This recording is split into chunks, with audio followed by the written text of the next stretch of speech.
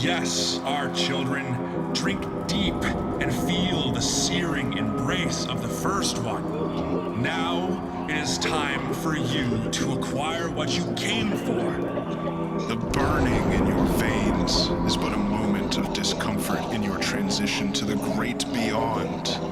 Now we welcome you to your eternity. Drink deeply, have faith, and join us in this sermon.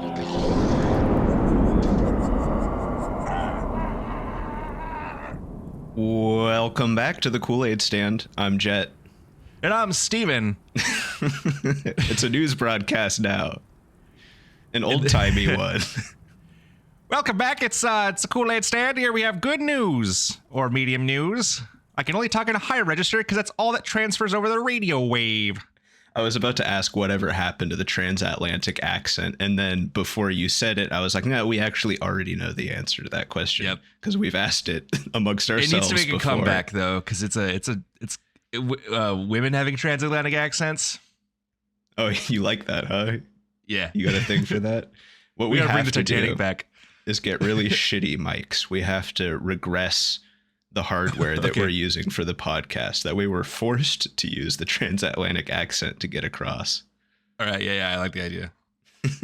We'll do that next week. I don't know why I have my Xbox controller plugged in and not my keyboard. Are you podcasting on controller today instead of mouse and keyboard? Yeah, I guess so. Nice. Okay. All right. What do we got today? What I have for you today is a game that I've put together. It's another guessing game. You know I like to do this to you. This guy likes games. Yeah. Yeah. This one is a Wikipedia guessing game. All right. I have picked out 12 unusual articles that you would know of to some degree. And I have pulled out of context quotes from each of those 12 articles. I've got 3 quotes for each article. They progressively give up more information about the subject. So your goal after I read each quote to you is going to be to guess what the wiki page or wiki article is, or just what it's about.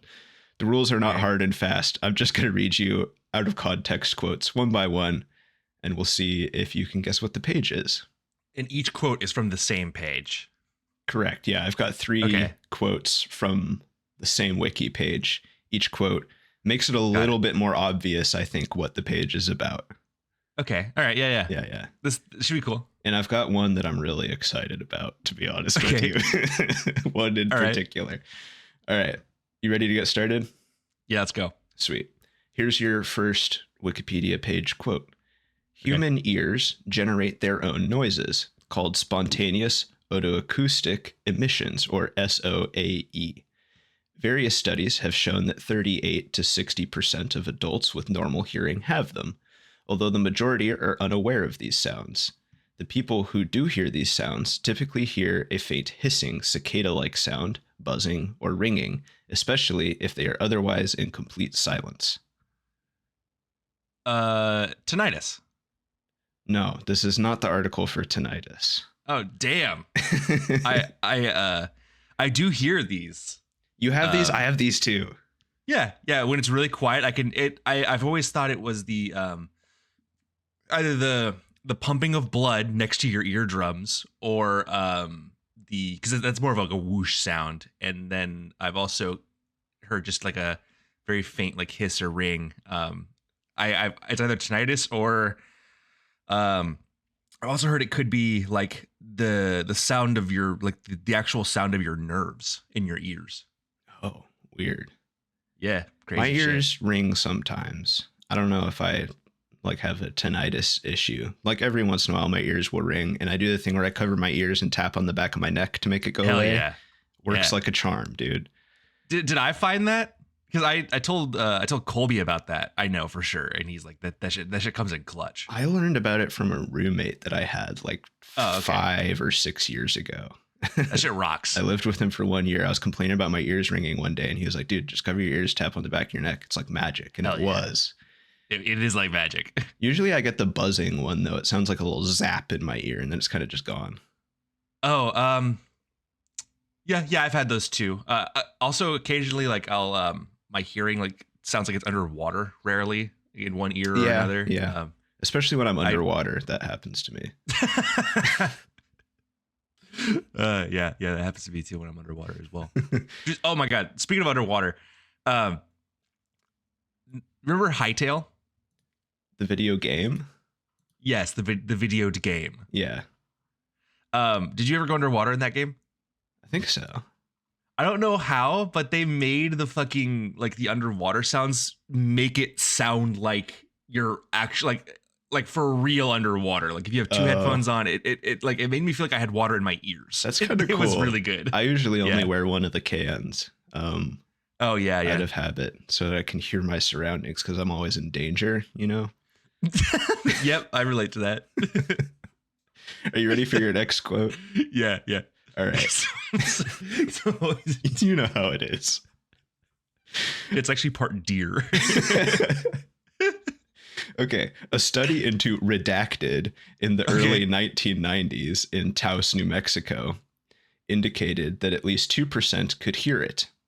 Each hearer at a different frequency between 32 and 80 hertz, modulated from 0.5 to 2 hertz. Similar results have been found in an earlier British study. It seems possible for hearers to move away from it, with one hearer of redacted reporting its range was 30 miles or 48 kilometers. Oh, is this the hum? Yeah, this is the hum. Okay. Yeah. All right. The infernal hum. I was like, oh shit, that's really low. It's the hum. I have a really interesting theory about the hum. Yeah, but I learned. I got it so early. Do we want to talk about the third quote now? Yeah, I'll read the third quote now, and then we can talk about the hum because I've got shit to say about the fucking hum. All right. Yeah. Okay.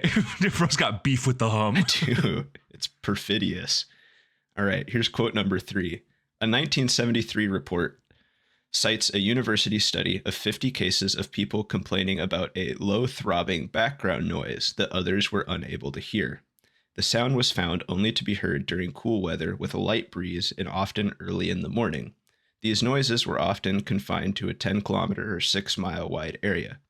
For some who are capable of hearing it, redacted can be a disturbing phenomenon, which has been linked to at least 3 suicides in the United Kingdom. Oh, good Lord.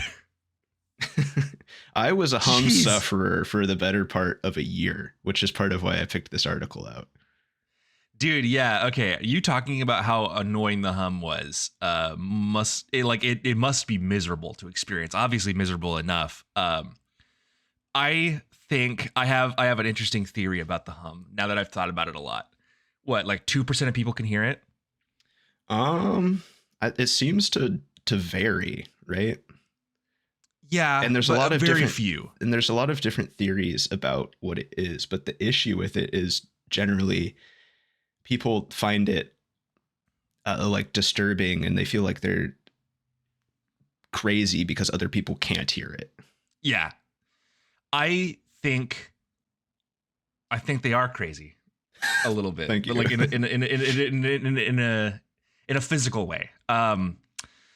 So few people can hear it. What's more likely, that there is this ghost noise all over the planet that only few people can hear in certain locations, or sample radius leads us to understand that roughly 2% of people per samples, like per strata, can hear a strange noise that only they hear.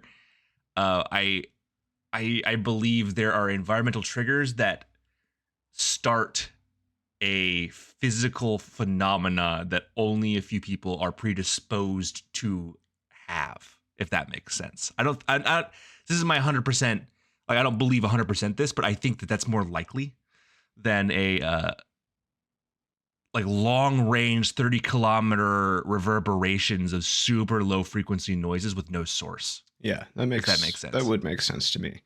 What I found out is that there's just a bunch of different theories about what it is or what it was, because often people are discovering specific cases and then asking around to find out if other people are hearing it. For me, I would hear this humming in my bedroom, and it was relatively loud and persistent enough to the point where it really started to bug me. And I felt like I was losing my fucking mind because I felt like my roommate thought that I was losing my mind because I would tell her, come in here, just tell me if you can hear this. She'd be like, dude, I don't hear anything. That's brutal. And I'd be like, fuck. And I would sleep on the couch like 3 to 5 nights a week because it was quieter out there and I could put in headphones and actually sleep.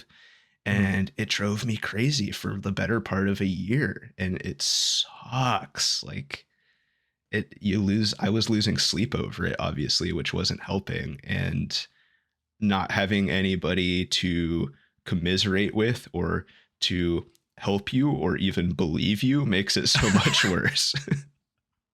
Dude, it has to feel like you're in crazy town for sure. It was truly awful.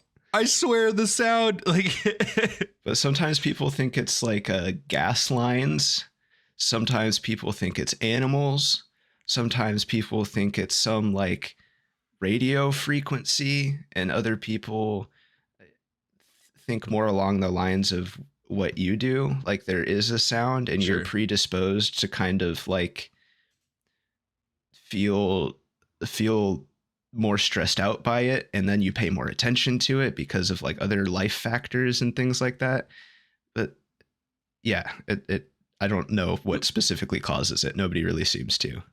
It also might be kind of like tinnitus, where like you just kind of always have it, but like your specific moments or stress could trigger hearing it. Yeah.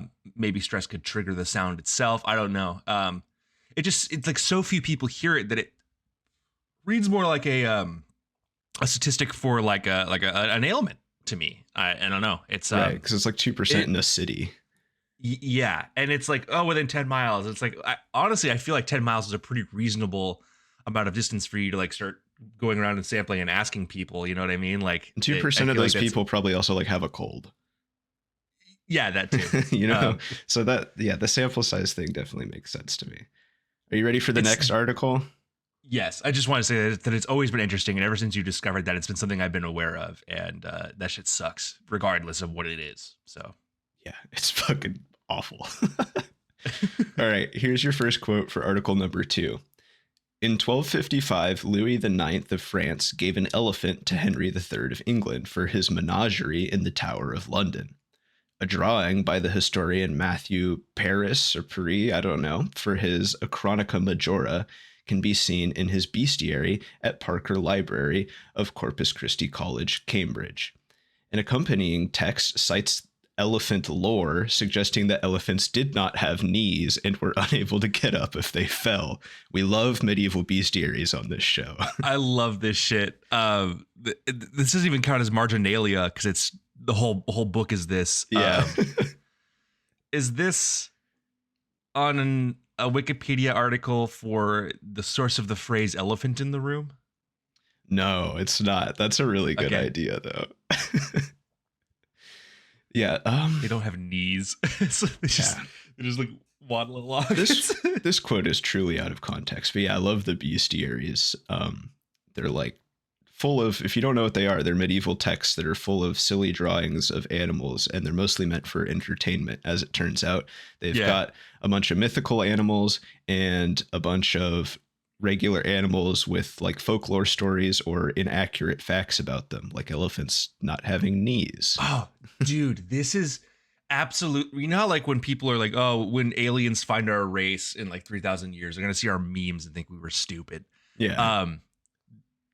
That's literally true, because that's exactly what we do to the medieval era. It's us with ourselves. Yeah. We're like, no, they didn't know shit, these fucking idiots. And they're like, ha ha ha. Wouldn't it be funny if this animal didn't have knees? Yeah. We have an episode about it if you'd like to listen to it. Yeah. They were not stupid, and they enjoyed comedy back then just as much as we do now. We were laughing with them, not at them. Yeah, or at least we should be. Yeah, absolutely. All right, here's the next quote for this article. Scientific studies have been concluded to determine if redacted is theoretically possible, with varying conclusions. Estimates suggest a force of between 3,000 and 4,000 newtons, or 670 to 900 pounds force, is needed, and at least 4 and possibly as many as 14 people would be required to achieve this. What the fuck? It may not even be possible, okay? I just love these big redacteds in the middle of this. It's like we're reading an SCP article. I know. I was going to put blank, but then I thought it was funnier if I put a big bolded all caps redacted instead. Is this article about elephant tipping? It is not about elephant tipping. Okay. Do you want to make another guess? Yeah, it's about cow tipping. Yeah, this is the article for cow tipping. All right. What the fuck's up with the elephant? that came from a section of the article about where the origins of cow tipping came from, because apparently cow tipping is not actually a thing that people do. It's like an urban legend. And they're like, really? Where did the idea come from that cows that get knocked over can't stand up? Because as it turns out, if you knock over a cow, it can just stand back up. Oh, yeah. Yeah, also cows sleep laying down anyway. They do, yeah. They like take naps standing up apparently, but if they want to do their REM, they lay down. They'll also be aware of your approach. Like they're prey animals. Like they be napping and be walking up to it with 14 people apparently. They'd be like, what the fuck? Yeah, the article mentioned that. They're like, when they're sleeping standing up, it's because they're a prey animal. It's a very shallow sleep and they will notice anything approaching them. And they're standing so that they can run away. Yeah. Here's the third quote from the article. Okay, go ahead. The practice of redacted is generally considered an urban legend, and stories of such feats are viewed as tall tales. The implication that rural citizens seek such entertainment due to lack of alternatives is viewed as a stereotype. The concept of redacted apparently developed in the 1970s. Hey, you know what? Fair enough, actually.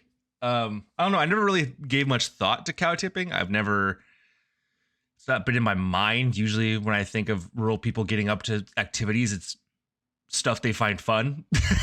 And cow tipping is not one of them that's in there for me. Yeah. I mean, there's more shit to do than go harass other people's animals. Also, you need a gang of 14 of your boys to go push a cow over. That's so many people. And then you get there at night and like they're all laying down. What the fuck? Yeah. Apparently it was never a thing. It kind of started in movies in the 1970s where it really became a thing where it's like, oh, the teens in the movie are going to go get up to mischief. They're going to go cow tipping. But interesting. The origins are not clear apart from that. And you definitely can't tip an elephant. No, but if you manage it, it can't stand back up because it doesn't have knees. Doesn't have knees. It spends its whole life standing. Dude, oh man, God, medieval people were funny as fuck. That's so funny of an idea. Like it's born standing. Yeah. Like it has to get lifted up like by its mom's trunk or something, and then it's never allowed to lay or sit down for the rest of its life. So good. All right. Are you ready for number 3? Yeah. All right. Auditory pareidolia. I'm sure I mispronounced that, but it is a situation created when the brain incorrectly interprets random patterns as being familiar patterns. In the case of redacted, it could result in an observer interpreting random noise on an audio recording as being the familiar sound of a human voice. The propensity for an apparent voice heard in white noise recordings to be in a language understood well by those researching it rather than in an unfamiliar language has been cited as evidence of this. Is this what is schizophrenia? No, I should have pulled the article for schizophrenia. That would have been ridiculous. Is this like in regard to this isn't a guess, but like is this in regard to like playing like records backwards or like hearing voices out of white noise? Yeah, it's in relation to hearing voices out of white noise. It's not about playing records backwards though. Okay. Well, that was a thing How do you play during like the Satanic Panic, wasn't it? Where there were like certain rock songs played backwards had like satanic messaging in them. Yeah. It's not about that though. Here's quote number 2. One study by psychologist Imants Baruch was unable to replicate suggested paranormal origins for Redacted, recorded under controlled conditions. Brian Regal in Pseudoscience, a critical encyclopedia, has written, quote, a case can be made for the idea that many redacted are artifacts of the recording process itself, with which the operators are unfamiliar. The majority of redacted have alternative non-spiritual sources. Anomalous ones have no clear proof that they are of spiritual origin. Is this just in the Wikipedia page for ghosts? No, but you're on the right track. Okay. I'll give you the third quote. I don't even remember what the third one is. Enthusiasts consider redacted to be a form of paranormal phenomenon often found in recordings with static or other background noise. Scientists regard redacted as a form of auditory pareidolia, interpreting random sounds and voices in one's own language, and a pseudoscience promulgated by popular culture. Oh man, is this just like for talk boxes or like ghost hunting equipment? Yeah, it's on the page for EVP, but it's talking about like spirit box recordings, right? Okay. Yeah. Okay. Super interesting idea. So here's the deal with most ghosts. All right, ghosts aren't real. Sorry to burst your bubble. Fuck. If they were, we would know, like for certain by now. If they were, the idea that energy persists beyond our body is muddy at best. And regardless, I've heard some other interesting ideas about like ghosts, like maybe they're extra dimensional or like something. Because if like you pass like a 3-dimensional object through 2-dimensional, I don't want to give you too much to have to show on screen, but to avoid the visual element, passing larger dimensional things through smaller dimensional items makes them appear and then disappear. So maybe it's like, I don't know, if I pass a tesseract through our existence, it would show up as a cube, then get big, and then go away. You know, like it just would be here and then not. So maybe ghosts are like extra dimensional, but like anyway, all of these things we use to hunt for ghosts. This is also why we couldn't even prove it now if we wanted to, because the devices that we're using aren't proving ghosts' existence. They're just EVP is a bunch of nonsense. It's a bunch of nonsense. It's spectacle, because these items are meant for spectacleization, I guess it would be the word, but like ghost hunting shows and whoever those fuckers were that ran around America, like rural America, ghost hunting and Ghost Adventures. No, well, there's the ghost hunting shows, sure, but like I'm talking about like that couple. One of them is like claims to have like psychic abilities. This is a real thing, and all of the Conjuring movies, I think, are based on their stories or experiences or haunts or whatever. Oh, okay, yeah. I don't know anything about the story. The Annabelle doll is from them. I mean, they were quacks, right? They ran around and they scammed people. Yeah.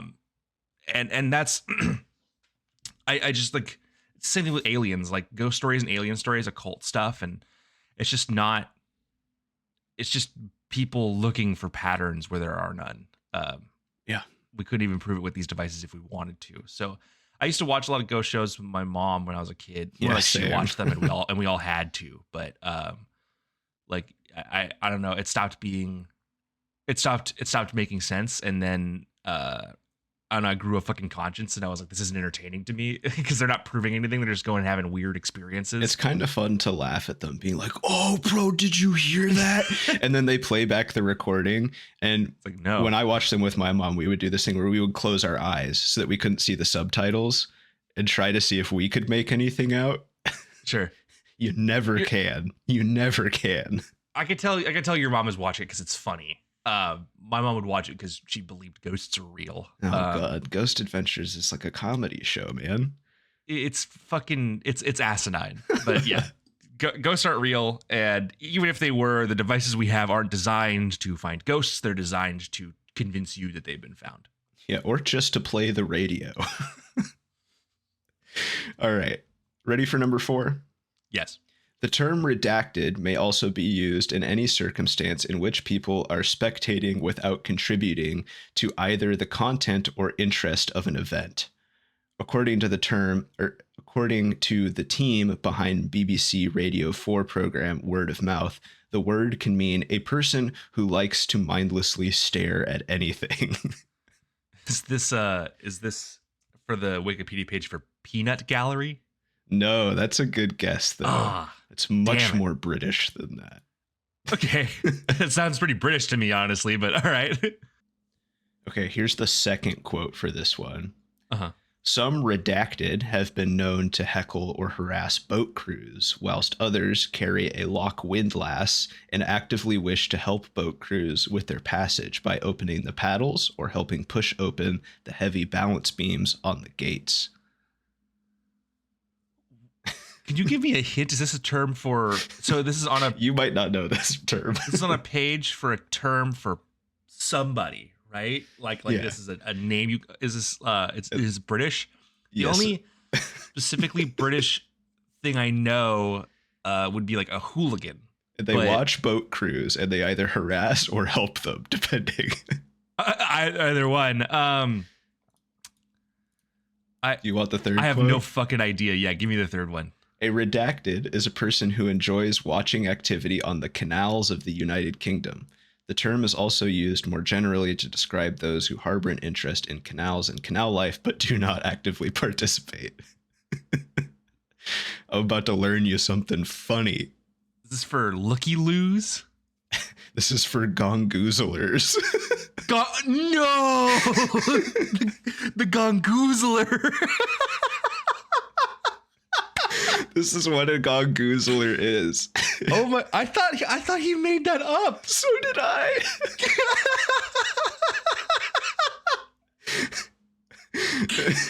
Okay, so for people who don't have this incredibly now niche knowledge, oh my god, there's a channel produced by Markiplier and Ethan, I can't remember his last name, Nestor, called Unis Honest. It took place during the perfect time for it, like 2021, and at the end, it only lasted a year, and they had a countdown after every episode, and literally at the end of that year, they deleted the entire channel and all of its content. YouTube was pissed at them for this. And in one of the episodes, they made an episode every fucking day, which is insane. Yeah, every day for a year. They did something every day different. for a year, and they did crazy shit. And one of them was Mark trying to face his fear of water, where he could not see the bottom. So they went out at night into his pool, and Ethan Nestor put on a mermaid tail, and then would like swim underneath the water in the dark, and then grab his feet, and then would say that he was the gongoozler. It was like this monster name he came up with for himself. The video's wild. It's just it's like a one camera position in IR. All you can really see is the glint of everyone's eyes, and Mark like he's genuinely scared. It's so the funny. gongoozler's after The gongoozler, that and he who. I forgot about he who. Oh my god. The camping section of their videos makes me want to do a Koolaid Stand camp really bad, but I have no idea how to make that into a podcast. I don't either. It would be fun though. It would be awesome. So that's what a real gongoozler is. That's a gongoozler. I had no idea that was a real word. What the fuck? Do you think Ethan knew it was a real word? My assumption, and I have no idea, would be that he had heard it said before, basically. Because coming up with that word and it having an actual definition and culture surrounding it completely separately from each other seems unlikely to me. But because it even means water stuff. Yeah. Yeah, he had to have known. And now I'm just thinking about people on boats being like we got some gongoozlers over on the wharf or whatever the fuck. Yeah.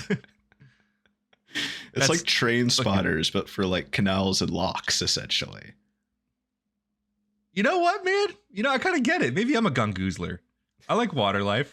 Go get gongoozling. Yeah, I'm gonna go get to gongoozling. That's gonna be my adult era arc. Some friends get into birds. You know who you are. And the other and others of us like gongoozling. Okay. Are you ready for number 5? Yeah. The exact origin of redacted is unclear. However, it is generally considered to be an artifact of child lore, meaning that it is taught by children to children over the course of generations. Some people have even reported seeing redacted as early as the 1960s. Similar designs for redacted have also been identified as early as 1890. Is this for the cheese touch? In 1890. No, but it's child lore like that. Yonder curd affliction. We found it in marginalia back in like the 1400s. Do you have any ideas for this one? Cheese touch was my guess, but child lore, things that only kids tell to kids. I can give you the next quote. Yeah, let's run to the next quote. It has been suggested to originate with the band Sacred Reich, but a member of the band denies this. A marketing manager at Suzuki, whose logo was another purported origin of redacted, denied that its logo ever contained redacted. It has also been suggested to be associated with the Sueños. According to a prominent former detective, Southern California gangs usually use S13 or SUR, and redacted would likely not be associated with the Sueños. This is not linked to anything. This has no history. This has. And what is it, Steven? This arrives in human culture from nothing. Because it is the forbidden rune that Jett put it on screen. Yeah, that's correct. It's the that. cool S. Yep, hell yeah. This thing is fascinating to me. I love this fucking little S thing. Somebody like copyrighted it. Did you know that? Yeah, whatever. It belongs to the people. He copyrighted it and then said he had no intention of going after people for using it or drawing it. And I'm like, why did you copyright it? Yeah. Anyway, here's quote 3. Redacted is a graffiti sign in popular culture and child lore that is typically doodled on children's notebooks or graffitied on walls. The exact origin of redacted is unknown, but it became prevalent around the early 1980s as a part of graffiti culture. These things are so interesting to me. Does it have a name? What was it called? The article's called The Cool S. The Cool S, yeah. I've always called it the Sacred or Forbidden Rune. It's a much more mysterious name for it. Okay. Are you ready for number 6? This is a good one. I like this one. All right. Is this the one you were excited about? No, that one's the last one. Oh, okay. Had to save the best for last. Stick around till the end, folks. Here we go.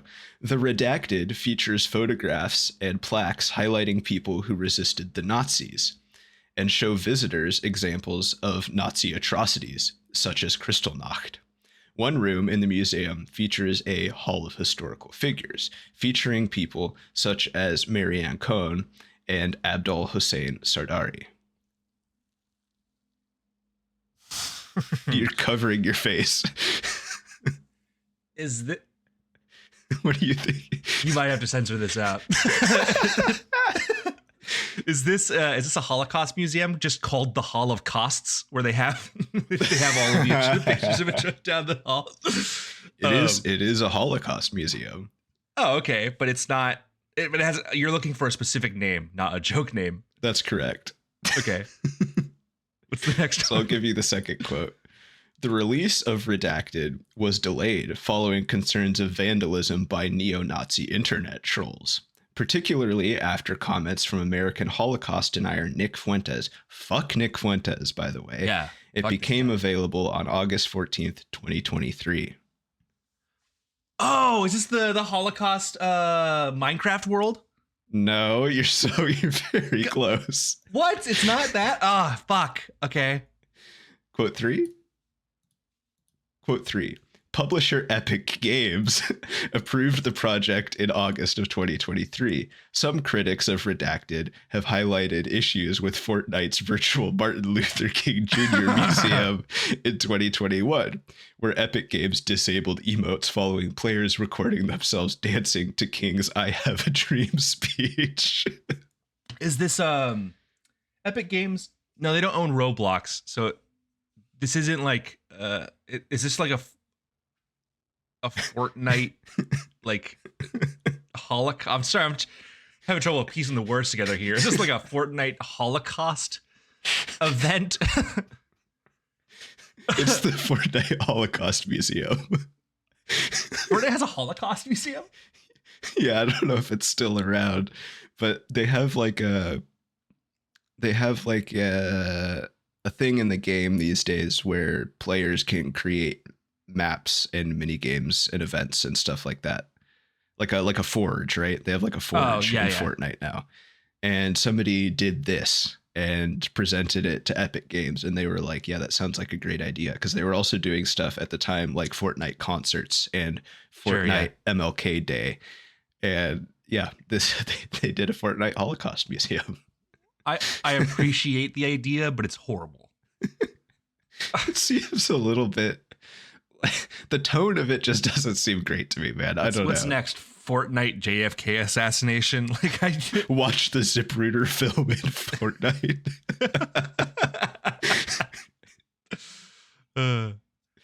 Okay. Anyway, number 7.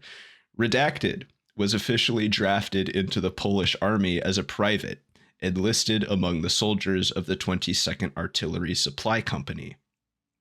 As an enlisted soldier with his own paybook, rank, and serial number, he lived with the other men in tents or in a special wooden crate, which was transported by truck. This is the Polish artillery bear, right? Yeah. Yeah, sick. Wojciech, I think. Wojtek. Oh, that is it not? Oh, doesn't that mean that means warrior in Polish? I think. I don't know what it means, but his name was Wojtek. Wojack, right? Or JAK?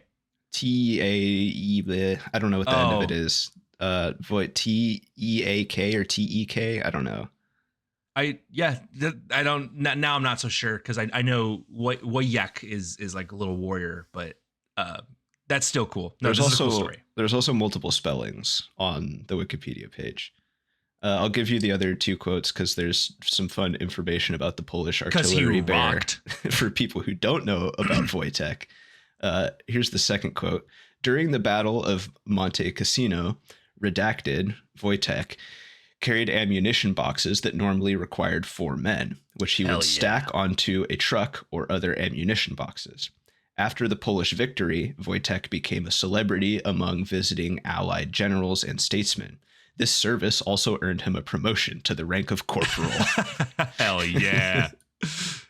And the final quote, some excellent Wojtek lore here. Wojtek initially had problems swallowing and was fed condensed milk from an old vodka bottle. He was subsequently given fruit, marmalade, and honey and syrup, and was often rewarded with beer, which became his favorite drink. He later also enjoyed smoking, in parentheses, or eating cigarettes, as well as drinking coffee in the mornings. He also slept with the other soldiers if they got cold at night. He enjoyed wrestling with the soldiers and was taught to salute when greeted. Dude, this rocks. This shit would never happen today. You could tell he's fucking part of the pack, which is super interesting because bears aren't necessarily pack animals. He was also probably fat because all they fed him was sugar and carbs. Well, he probably slimmed down a little bit from the cigarettes, right? They're like, look, he's smoking. The bear is smoking. God, dude. This is a real thing. This is a real bear that was actually enlisted in the Polish military and fought in the war. Which war? World War II, I think. Oh, yeah. Okay. And he he actually carried ammunition boxes around, and he traveled with this company. He went on a boat with them at one point where the Brits who were running the boat were like, you can't bring a bear on the boat. It's not a bear. This is Wojtek. And this is where they enlisted him, because they were like, well, he's not a bear. We actually are going to enlist him as a loophole so that you have to let him on because he's part of our company. And then he went on the boat with them, participated in a battle, got promoted to what, corporal? Yeah, corporal. How did he move? Do you think he was like lifting up boxes, or do you think he was like dragging them around, or like how? Like, I assumed he was dragging them. Yeah, but like stacking after that, the process of stacking is crazy. I mean, bears are smart. Like he probably figured out how to lift it up. Like, also, I don't know why they're saying that the boxes took 4 men to move, because there's another section of the article where they say that they were 100-pound crates. And I assume the crates themselves were kind of heavy, but it was a crate of 4 25-pound shells. Oh, I would imagine the crates are really cumbersome and difficult to move efficiently. I assume the shells are pretty big, right? I've never seen a 25-pound shell, but it's got to be sizable. Yeah. Regardless, still cool as fuck. I don't even care if any part of the story is aggrandized for moral support. It's sick. There's a bunch of statues of him in Poland now too. He's awesome. Imagine awesome being a German in the Second World War, be like, they have a bear. Oh my God, they have a bear. Okay, here's number 8. Using a brain imaging technique, Swedish researchers have shown that when homosexual and heterosexual males are presented with 2 odors that may be involved in sexual arousal, their brains tend to respond differently. The homosexual men tend to respond in the same way as a heterosexual woman, though it could not be determined whether this was a causal relationship. According to the researchers, though, this research suggests a possible role for human pheromones in the biological basis of sexual orientation. What? This quote is very out of context. This isn't just on the, well, yeah, because if this is on the Wikipedia page for being gay, you would have to like censor homosexual. Yeah, that's true. Nothing's redacted here. Yeah. What the fuck? Do you just want the second quote? Yeah, just give me the fucking second one. I don't want to make a guess on this. Okay. Here we go. Dating back to 1944, the Wright Laboratory in Ohio, a precursor to the modern United States Air Force Research Laboratory, drafted a 3-page proposal detailing several potential non-lethal chemical weapons. This document eventually acquired by the Sunshine Project via a Freedom of Information Act request, explores the notion of redacted, among other concepts. The Pentagon did not deny that the proposal had been made, stating its commitment for researching non-lethal weapons for military use. How do you think these two things are related? How do you think these 2 quotes are in the same article? What the fuck? We got the Wright brothers in this shit. Not them, but their laboratory. Dude, what? Any ideas? So it's for a non-lethal chemical weapon? Yes. Is this? Oh, what the hell? Is this for like militarized fart spray? Is this for I have no fucking clue what the hell this I'll could give be. you the third one. In both of the documents, the possibility was canvassed that a strong aphrodisiac could be dropped on enemy troops, ideally one which would also cause homosexual behavior. The documents described that redacted was a distasteful, or that it was distasteful, but completely not lethal. Sorry, it's making me laugh. It's gonna drop like a cum bomb on these guys. I don't know. I've never heard of anything like this. I thought you might. I thought you knew about this. It is fucking absurd. To be like, how do we get these guys to stop fighting us? Make them all gay. Yeah, they're gonna be too busy having gay sucking sex and fucking to like fight. 18 naked cowboys at Ram Ranch.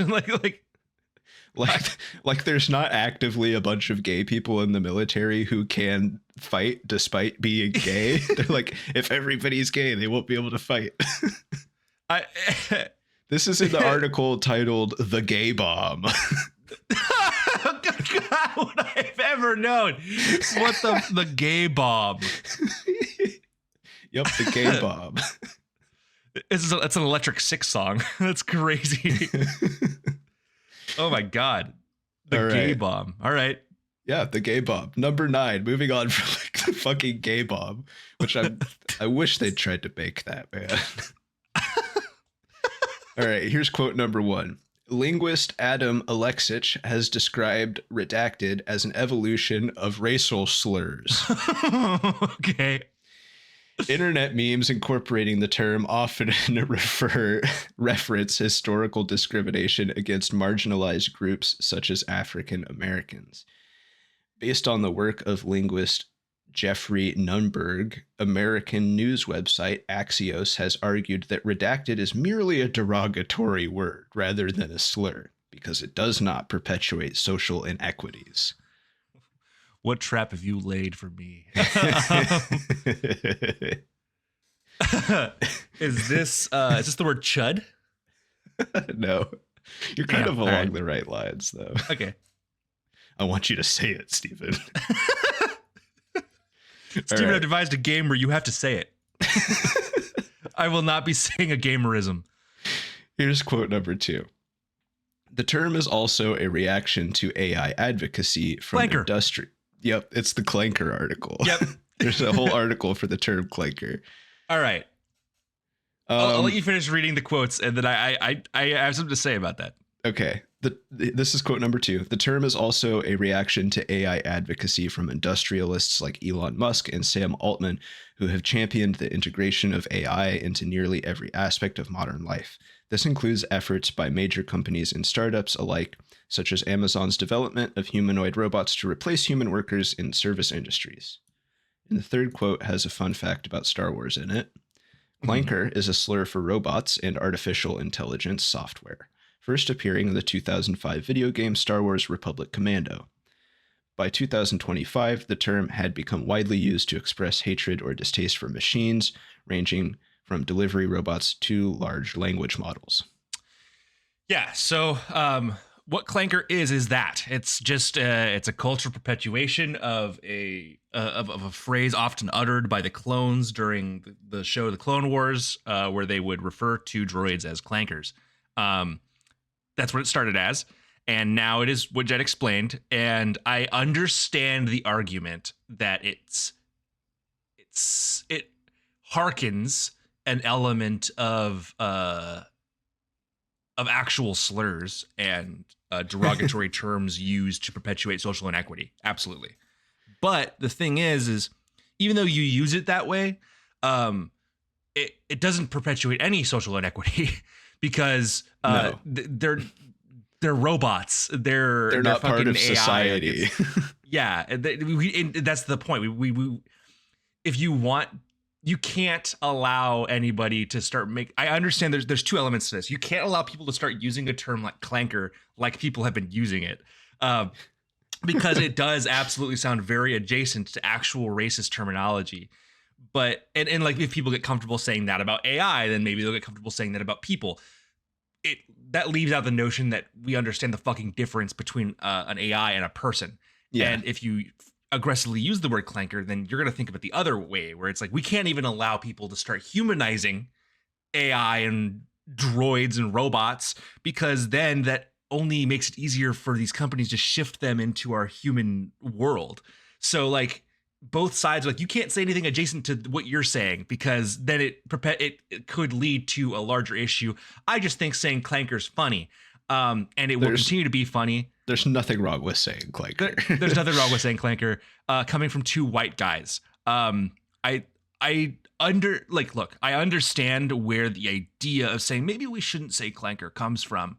It's kind of a slippery slope argument in my mind to say that if we're okay with saying clanker, then we're going to be okay with saying actual slurs. I think slippery slopes are important to observe, and maybe some slopes are actual ones that will end up sliding down on accident. But I'm just saying that I don't think innately a slippery slope argument is a bad thing to posit, but saying that it's an absolute is not helpful. And Well, like you said, people understand that there's a difference between a large language Yeah. model and a human being. yes. Yeah, I like we're not marginalizing anybody by using the term clanker.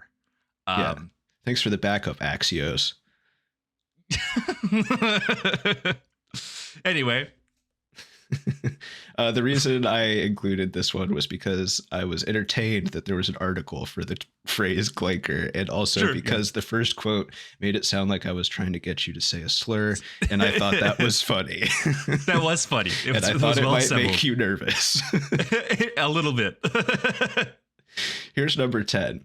In 1992, only days after the release of Windows 3.1, it was discovered that NYC, standing for New York City, was rendered as a skull and crossbones symbol, a Star of David, and a thumbs up gesture. This was often said to be an anti-Semitic message referencing New York's large Jewish community. Microsoft strongly denies that this was intentional. Is this the article for Wingdings? Yeah. Okay. All right. I didn't think you were going to get that one on the first quote. That's so funny. Nowadays, apparently, it comes up as an eye, like the one that you see out of, and a heart and a city skyline because of this incident. Aw, that's cute. But also fuck off. Here's the rest of the quotes. Wingdings contains... These are just kind of facts about Wingdings at this point. Sorry, I just... Yes. I understand. I understand where this comes from. It's Death, Star of David. Yeah. Yes, exactly. Yeah. All right, I get it. Never mind. But for NYC though, Yeah. Anyway, Wingdings. It contains many largely recognized shapes and gestures, as well as some recognized world symbols, such as the Star of David. The symbols of the zodiac, index, or manicule signs, hand gestures, and obscure ampersands. I did not know that there was more than one ampersand. Wingdings is a series of dingbat fonts that render letters as a variety of symbols. They were originally developed in 1990 by Microsoft by combining glyphs from Lucida Icons, arrows, and stars licensed from Charles Bigelow and Chris Holmes. You got to say Wingding and Dingbat in the same episode. I'm envious. That's the whole reason I made the episode. Wanted to say Wingding, Clanker, and Dingbat. And Gongoozler.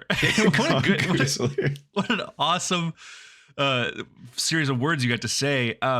I also will add that Wingdings are for dressing. They are for you to use Word and put the Wingding symbols around the edges of your documents for borders and just general document dressing. That's why they're there. Okay. Also, that's not in the article. The whole reason I pulled this article is because I didn't know what Wingdings were for. Oh, interesting. Yeah, that's why. Another thing about them is they also added a bunch of symbols in there, like the Star of David. You can access all of these symbols in your computer by like holding the Alt key and then typing a sequence of numbers. And then that item will show up, the image will show up as a piece of text. So this is how you get TM. And this is how, if you ever like looked at like writing and been like, I only have access to these letters. How come you can write in Chinese on a keyboard? How come you can get the TM logo in text? Yeah. Because someone knows the Alt combination for those words or those symbols. They add them to Wingdings to make them more accessible. But yeah, it's also a way to store all these images that are important for text in your computer. And now I guess word processors, modern word processors, just have a UI for adding those symbols. Yeah. So cool. A really cool piece of old tech. Number 11. The hand position used when redacted is also known as the fig sign, which can be viewed as an offensive or obscene gesture in certain cultures, such as in Japan, where it refers to copulation, or Turkey, where it is the local version of the Western middle finger gesture. Sorry for my Turkish viewers. Is it just this? No. Video article for I that? can't. Oh, okay. I can't. He's holding up his pinky for audio listeners. Oh yeah, sorry. But I can't tell you what the hand gesture is, or I think you're just going to know what the article is. No, it's not a thumbs up. That's not a thumbs up. Okay, not the last section of the hidden wing ding death to Jews concept. No. I'll give you the second quote. Young children aged 2 or 3 often find the game amusing, or sometimes mildly distressing if they believe that it is real. Cognitively, this is because many 2 and 3-year-olds have trouble recognizing that a thing may look like one thing, yet be another, whereas 4-year-olds are twice as likely to have that ability. The game is an example of teaching pro-social lying or playful deception to children. What? Oh! Is this the thumb trick? Oh, you're so close. It's not the pulling off your thumb trick. It's almost the same thing, though. Pulling off another finger? Like, it's not. I'll give you the third quote. Oh, got your nose. This has got your nose. Yes, this has got your nose. Yes. This is the last quote. Typically, the performing thief of the act puts the knuckles of the index and middle fingers on either side of a child's nose. The fingers are then withdrawn from the child's face with the thumb of the thief protruding between the index and middle fingers. This motion is often accompanied by an exclamation such as redacted. Got your nose. Honestly, it's also still funny to do as an adult. Yeah, because people are like, what the fuck? Did you just get my nose? There's nobody's multiple elements to it. Nobody's done that to me in sounds free. decades. Yeah. I didn't know the forbidden knowledge still existed. Oh, man. That's funny. There's a Wikipedia article for Got Your Nose. Yeah, the descriptions of it were very funny to me, too. It's so clinical.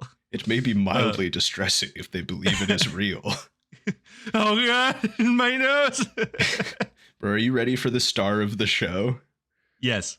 Okay, here's the first quote.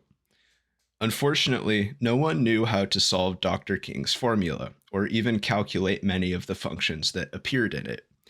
One of which depended on the counting unit distances problem, and another which was NP complete.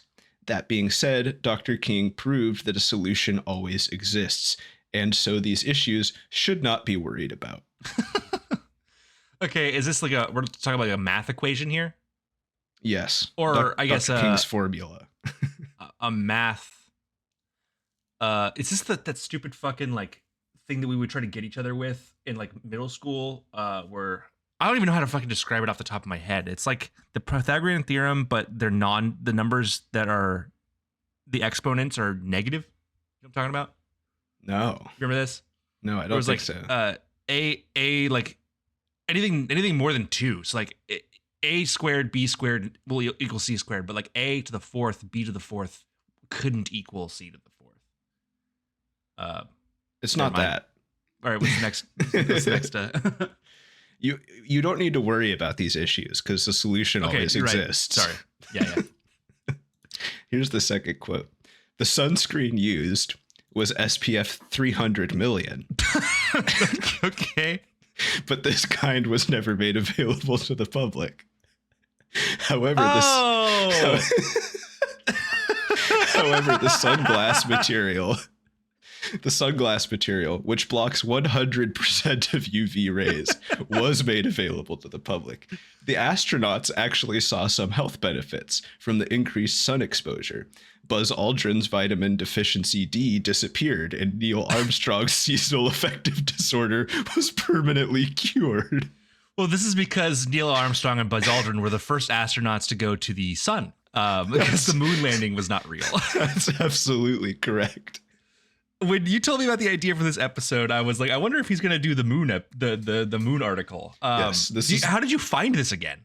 Dude, because every time I go looking for it, it genuinely took me an hour and a half. It's so hard to find. Searching through the Wayback Machine to find it. I looked through hundreds of edited versions of the moon article on Wikipedia to find this. The only other places it exists are probably saved a long time ago in our Snapchat history, or maybe in our WhatsApp communication. Yeah. Okay, go ahead and read the third. Go ahead and read the third one. I'll read the third one, then I'll explain what this is, because I don't think anybody listening. This is such an inside joke for you and me that we're gonna have to explain this. I also have I have the article pulled up so we can go through a little bit more of it. Dude, do the fucking world a favor and use OBS to record you scrolling through the article and then just put that on the episode so we can come back to our fucking show forever and read that shit. We'll never have to look for it again. Oh my God. This is the third quote, which, as you said, is the Karl Marx one. Karl Marx published a website asserting his beliefs on the moon. The website later became known as the Communist Manifesto. These beliefs led to the creation of the Soviet Union. Karl Marx also believed that there was a man in the moon, but this belief was abandoned by later communists. I'm assuming absolutely nobody listening knows what this is, but I can't believe you managed to get this into the show. Holy shit. This is the Wikipedia article for the moon. Just the moon. This is an edited version of the article that was made by somebody. Wikipedia calls this vandalization. That's the term they use for this. When somebody goes on Wikipedia and edits an article to be like joking or inaccurate. This is a Wikipedia vandalization from February of 2019. Okay. It was edited for a very brief amount of time. I think I saw it on the internet somewhere and sent it to you. Wikipedia changed it back almost immediately. And from then on, we've had like a really hard time finding it and going back to it.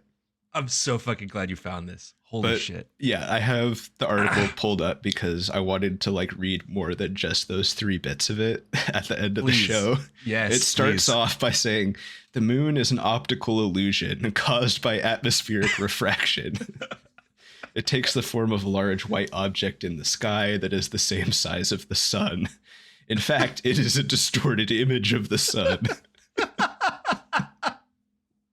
For millennia, the moon was believed to be a planet. Millennia. Later, it was believed to be a dwarf planet. Then later, still a natural satellite of the Earth. Indeed, many natural satellites are colloquially called moons due to this misconception.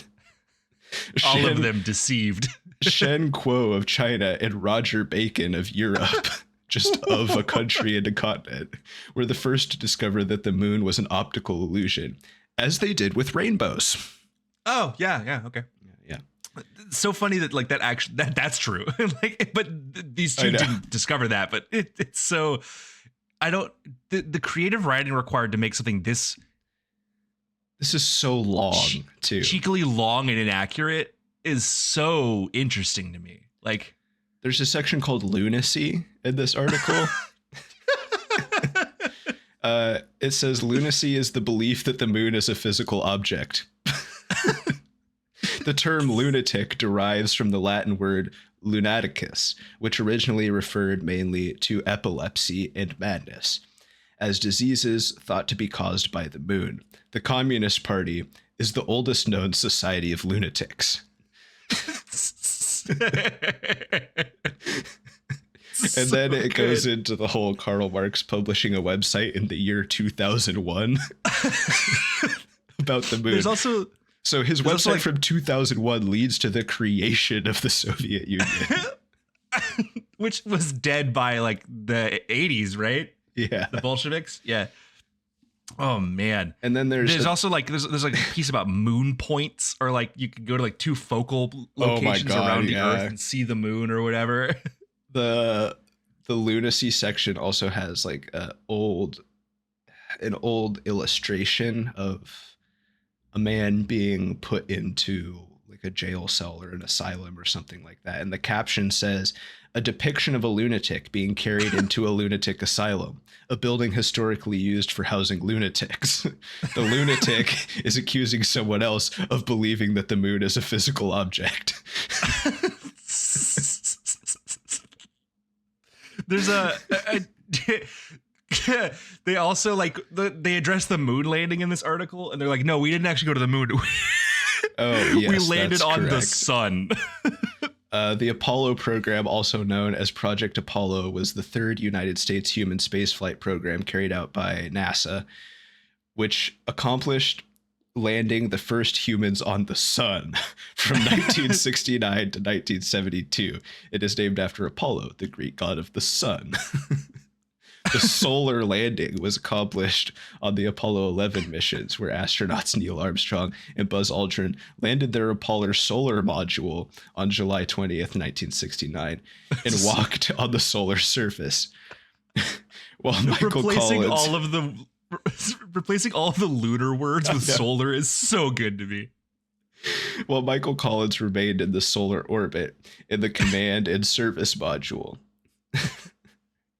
There's also a bit in here about, here we go. Another case of the confusion about why people think it was a moon landing instead of a sun landing is the way that NASA filmed the sun landings. Since the sun would be too bright to film directly, NASA instead filmed the moon, which allowed them to see virtual images of the astronauts. Because remember, the moon is a projection of the sun. Dude, what a callback. That's such a fucking crazy... We will never know who wrote this shit. It's so funny. Oh, this is another good one. In the image on the left, which is a picture of Buzz Aldrin standing on the moon, conspiracy theorists claim that Buzz Aldrin could not cast a shadow if he was on the sun. The mistake in this claim is that the dark region is not a shadow at all, but instead a small sunspot.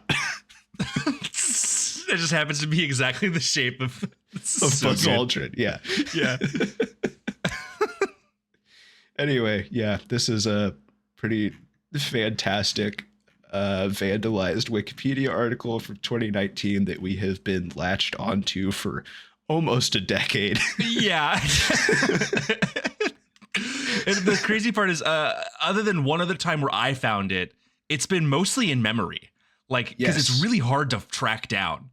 This is close to lost media. The only way that I know how to find it is searching the fuck out of the Wayback Machine. And now we have it. Yes. So. And I saved the link for it too. So excellent. God damn. I've got that. I could pull it up whenever.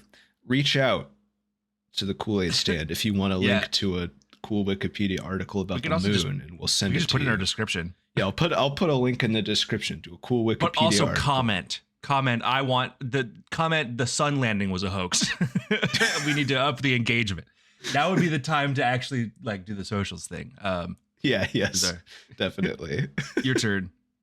Okay, we're on YouTube now. Subscribe to the Koolaid Stand on YouTube. We're still on Spotify.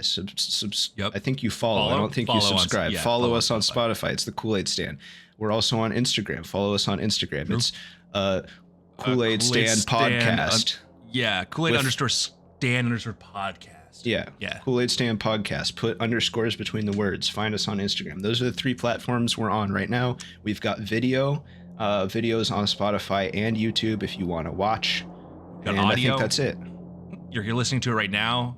We don't have disco yet, but we're working on it. Disco coming soon. R&D is on it. On disco, yeah. All right. That's it. See ya.